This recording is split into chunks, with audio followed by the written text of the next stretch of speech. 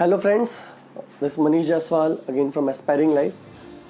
Last 2 दिन पहले जो मैंने वीडियो बनाए कुछ दिन पहले, जिसके बारे में मैंने आपको बताया कि वैसे 5 क्वेश्चन क्या होंगे जो आपको पूछना चाहिए अपने कंसल्टेंट से अब्रॉड जाने के पहले। उस क्वेश्चन को देख करके कई पेरेंट्स ने मुझे कॉल किए, कई जगह से मैसेजेस आया, कई कंसल्टेंट्स ने भी कॉल किए और मैसेजेस किए, और मुझे एक बताया गया कि आप एक ऐसा इन्फॉर्मेशन हमें दें ताकि मुझे या उन लोगों को कॉस्ट ऑफ लिविंग एक कंट्री का क्या होता है उसको वो इंडिया से कंपेयर कर सकें। क्योंकि कई लोग जानते हैं कि जब आप अब्रॉड जाते हैं तो आपको बोला जाता है ये है ट्यूशन फीस, ये है hostel fees, but cost of living her country का सेम नहीं होता। मान लीजिए आपको बताया किसी ने कि इस कंट्री में आपका tuition plus hostel fees dollars का कैलकुलेशन करके दिखाया और आपको दिखाया 19 लाख में आपका पूरा एजुकेशन हो जाएगा। एजुकेशन तो हो जाएगा बट कॉस्ट ऑफ लिविंग भी बहुत मैटर करता है। फॉर एग्जांपल, यूरोप के कई ऐसे कंट्री हैं जहां एजुकेशन फ्री है बट वहां का cost of living almost $1000 per month लग जाता है रहने खाने में। तो अगर आप ओवरऑल कॉस्ट देखेंगे तो हर साल 6 से 7 लाख इंडियन रुपीज़ खर्च हो जाती है सिर्फ कॉस्ट ऑफ लिविंग, ये एक्सपेंस को लेकर के। प्लस कॉस्ट ऑफ लिविंग में और क्या क्या चीज़ें आ सकती हैं। आपका हॉस्टल फीस तो अगर इंक्लूड है तो वो आप साइड कर सकते हैं, नहीं तो हॉस्टल फीस को भी जोड़ना चाहिए। फूड प्राइसेस, स्पेशली वो फूड जो आप खाएंगे वहाँ जा करके, अगर उस कंट्री का कोई अपना लोकल कुजीन है तो उसका कॉस्ट कम हो सकता है, लेकिन आप जो फूड प्रेफर करते हैं आप या उस फूड को वहाँ जाके खाएंगे तो उसका कॉस्ट वगैरह आप कहाँ देखेंगे, कैसे देखेंगे, इस चीज़ के ऊपर मैं आज ये वीडियो बना रहा हूँ। इस पर मैं कवर करूँगा एक कंट्री का जहाँ आप MBBS या कोई भी कोर्स करने चाहते हैं। ये एक्चुअली सिर्फ मेडिकल के स्टूडेंट्स के लिए नहीं है, ये कोई इंजीनियरिंग पढ़ना चाहता हो, कोई मेडिकल पढ़ना चाहता हो, या जिस भी कंट्री में कोई पढ़ना चाहता हो, इररिस्पेक्टिव ऑफ वो मेडिकल पढ़े, स्कॉलरशिप के साथ जाए, नॉन स्कॉलरशिप के साथ जाए, इंजीनियरिंग पढ़े, BBA पढ़े, जब भी इंसान एक अब्रॉड जाता है पढ़ने के लिए उसको ये वीडियो देखना चाहिए। इसके लिए मैं आपको ले जाता हूँ अभी स्क्रीन पे, आप देखते रहिए। आप जाते हैं पहले गूगल पे एक वेबसाइट है नंबियो। इसको जब आप ओपन करते हैं तो यहाँ पर आपको एक international crowd source global database मिलता है। काफ़ी हद तक इसको विश्वास किया जा सकता है बिकॉज इट्स सब मिल करके अपना अपना इन्फॉर्मेशन दे करके हर कंट्री से ले करके दिया गया। इसमें आप कॉस्ट ऑफ लिविंग का डिटेल्स आपको मिल जाएगा। अब इसके अलावा आपको कॉस्ट ऑफ लिविंग के अलावा इसमें crime, climate, food price, gas price, health care, pollution, property price, quality of life, taxi fare, traffic, हर चीज़ का डेटा मिल जाता है।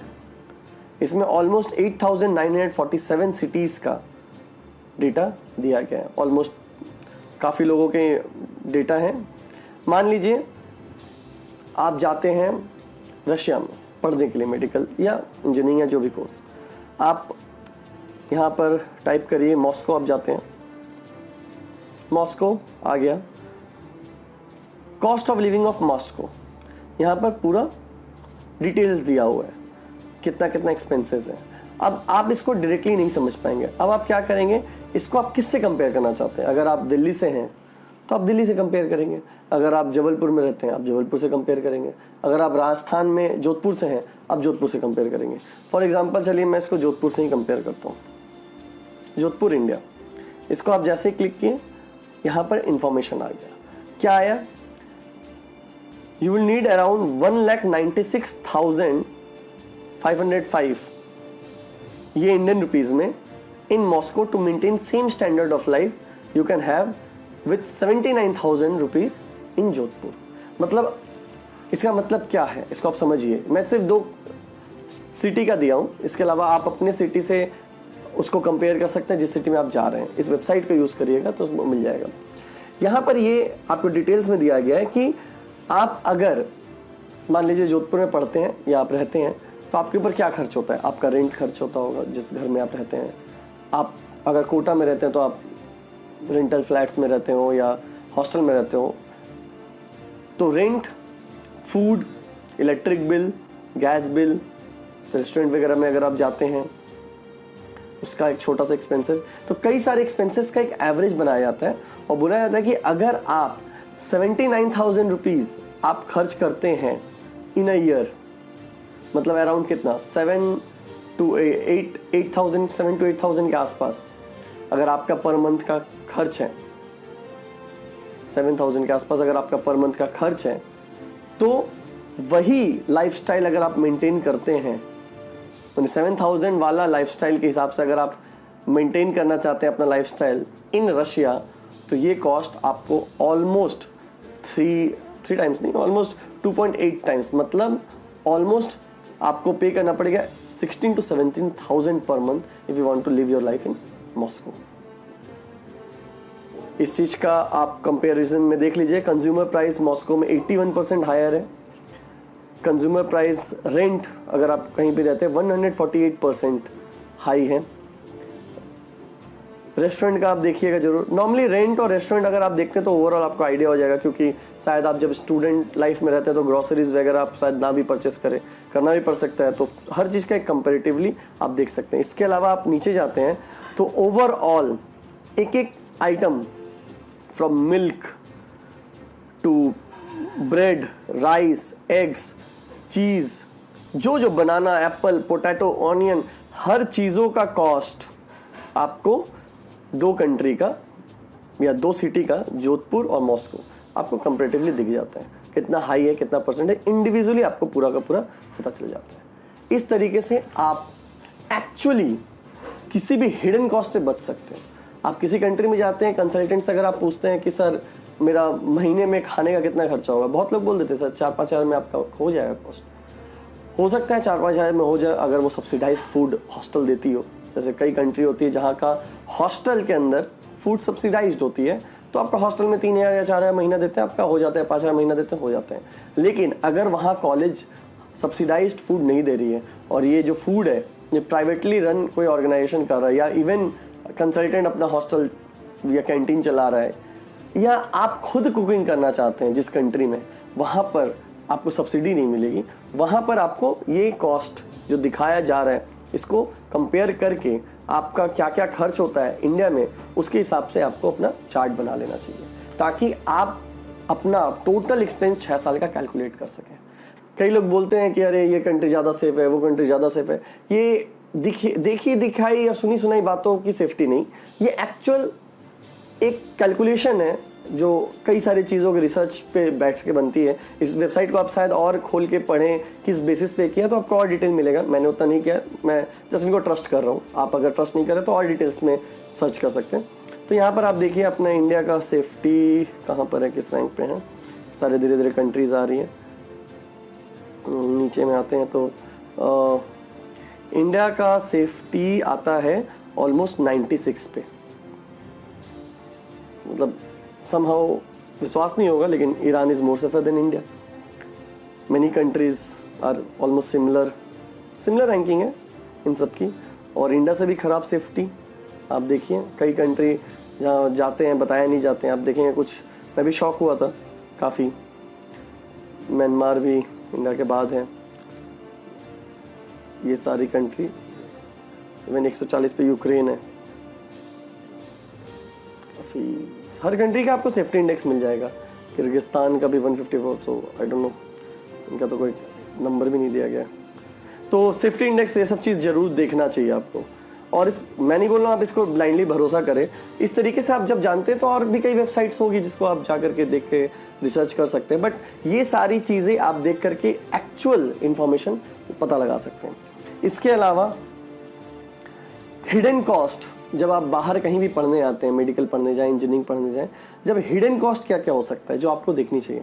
पहली बात आपको देखना चाहिए उस कंट्री में अगर आप जाते हैं, जिस भी कंट्री में, वहाँ पर इंश्योरेंस लगता है तो क्या प्राइस है इंश्योरेंस का। एक्चुअली ये सब भी आप गूगल पे सर्च करके देख सकते हैं, क्योंकि इंश्योरेंस के बारे में कई लोग आपको नहीं बताते, बट इंश्योरेंस चाहिए होता है कई कंट्री में। फिर कई कंट्री होती है जहाँ का मीडियम ऑफ इंस्ट्रक्शन इंग्लिश नहीं है अगर, तो वहाँ पर आपके डॉक्यूमेंट्स को ट्रांसलेट करना पड़ता है। कई जगह पर इक्विवेलेंट करना पड़ता है, कई जगह ट्रांसलेशन करना पड़ता है। तो इक्विवेलेंट और ट्रांसलेशन का कॉस्ट क्या है, ये सारी इन्फॉर्मेशन आप उस कंट्री के एम्बेसी की वेबसाइट से निकाल सकते हैं। मान लीजिए आप यूक्रेन के बारे में जानना चाहते हैं तो यूक्रेन एम्बेसी इंडिया, करके आप उनके वेबसाइट पे शायद इन्फॉर्मेशन मिल जाए। और इंडियन एम्बेसी के वेबसाइट पे जरूर जाए। मान लीजिए आप यूक्रेन जाने का प्लान कर रहे हैं, आप इंडियन एम्बेसी यूक्रेन में जाइए। आप फिलीपींस जाने का प्लान करें, आप इंडियन एम्बेसी फिलीपींस में जाइए, और वहाँ पर जो इन्फॉर्मेशन दिया जा रहा है उस चीज़ को देखें, उस चीज़ को पढ़ें, क्योंकि उस वेबसाइट पे जो इन्फॉर्मेशन दिया जा रहा है वही सबसे ऑथेंटिक इन्फॉर्मेशन है। आज गूगल पे, न्यूज़पेपर में पेड ऐड के बारे में आप जानते ही होंगे। हर कोई लगा हुआ है आप स्टूडेंट्स को या पेरेंट्स को कन्विंस करने में। वो गूगल के थ्रू, आपको पता है कि आप गूगल पे सर्च करेंगे तो पैसे भर भर के गूगल में दे रहे हैं ताकि आप उनके तरफ अट्रैक्ट हो, लेकिन वो आपको बोलते हैं मैं इन्फॉर्मेशन दूंगा। कोई भी अपने पॉकेट से पैसा खर्च के इन्फॉर्मेशन नहीं देता, वो बिजनेस करता है। ये आपको भी समझ में आ रहा है। कई लोग सोचेंगे आप भी तो बिजनेस करें, हाँ मैं भी बिजनेस कर रहा हूँ, लेकिन मेरा कहना है कि मैं इन्फॉर्मेशन राइट पहुँचा सकूँ आप तक। इन्फॉर्मेशन अगर राइट पहुँचेगा, राइट इन्फॉर्मेशन के साथ भी तो बिजनेस करते हैं ना लोग, रॉन्ग इन्फॉर्मेशन के साथ क्यों करना फिर। तो यही मेरा ओवरऑल प्लान है, या ओवरऑल मतलब मेरा प्लानिंग है कि मैं आप लोगों को over the series of videos आपको बताऊं कि आप किसी भी तरह के फेक इन्फॉर्मेशन से कैसे बच सकते हैं।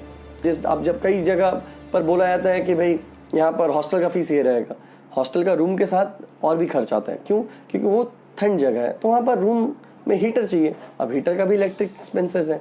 ये सब क्या ऐड किया गया है आपके हॉस्टल एक्सपेंसेस में? ये सब चीज़ें भी आपके हिडन चार्जेस हैं जो आपको किसी भी कंट्री में जाते हो, कोई भी कोर्स करते हो, ये सब चीज़ों को आपको पता लगाना चाहिए। और ये सब चीज़ें जब आपको प्रॉपरली इन्फॉर्म्ड रहे कि हाँ आप इस कंट्री में जा रहे हो, आपका हॉस्टल में ये इंक्लूड है, फूड इंक्लूड है, फूड में है तो क्या इंक्लूड है। अब इंडियन फूड, बहुत जगह बोलते हैं कि हम इंडियन कुक भेज दिए।